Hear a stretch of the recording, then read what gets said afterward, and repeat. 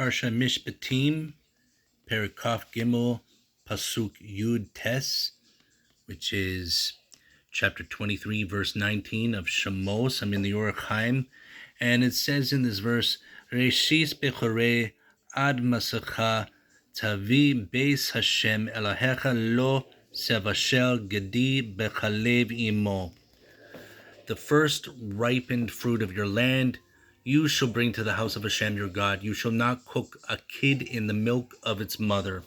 Now the Or Hachaim, he brings down a remez to this, and he says, perhaps when the verse says, the first ripened fruit of your land shall bring to the house of Hashem your God, it hints to the idea that one should not waste his seed through seminal emission outside the act of cohabitation, and thus the first drop of seed that emerges from him, as well as subsequent emissions should be brought to the house of Hashem. The term the house refers to one's wife, in accordance with the teachings of the sages who say in Yoma 2a, Ishto, his house, refers to his wife, and that's Vayikra 16:6 he's quoting here. Thus our verse is saying that a man should guard against wasting seed, and thus his first seminal emission, his first fruit, will occur when he cohabits with his wife, shall be brought to the house. And he says now the verse does not simply say to the house, but is careful to say that the first seed shall be brought to the house of Hashem. This teaches that one's seminal emissions should be within the consecrated relationship of man and wife. It says, Lishol Beis Isha Zona, to the exclusion of emitting seed in the house of a woman who is a harlot. The mitzvah of guarding against illicit seminal emission was fulfilled by our forefather Yaakov. May he rest in peace. As it is written in the blessing he gave to Reuven in Bereshis 49:3, Reuven, you are my firstborn, my strength, and the first of my vigor, which means that Reuven was conceived from Yaakov's first seminal emission.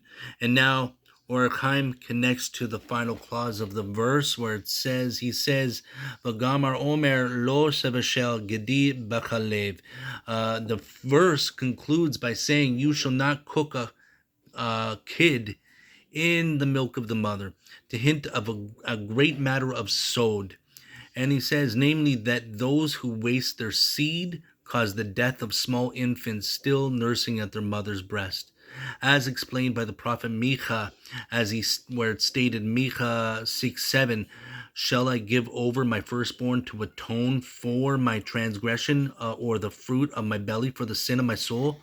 And Or Hachaim elaborates, when a person wastes a seed, a wicked destroying angel is created, and this destroyer then rules over the child that is born and causes the child to die. These children are the captive souls that are mentioned in the Holy Zohar.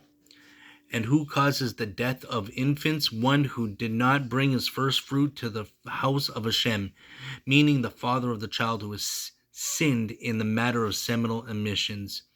And he connects the next of how these two parts connect with the verse connect, meaning the plain meaning, the pashat of the verse, and the mitzvah of the bikurim, the first fruit, and the prohibition of cooking meat with milk. And he says, Ukvi derech hapashat, according to the way of the pashat, the reason the Torah placed the prohibition, you shall not cook meat with milk, alongside the mitzvah with bringing a bikurim, as explained, according to Chazal in Chulin 113a, that it is prohibited to derive from benefit from meat that was cooked together with milk, which is the actual halakha, Yoredea 87.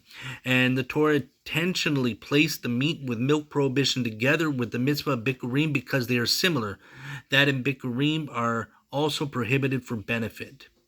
And that's just a little nugget from the Or Hachaim on Exodus chapter 23, verse 19. Thanks for watching. Have a good Shabbos.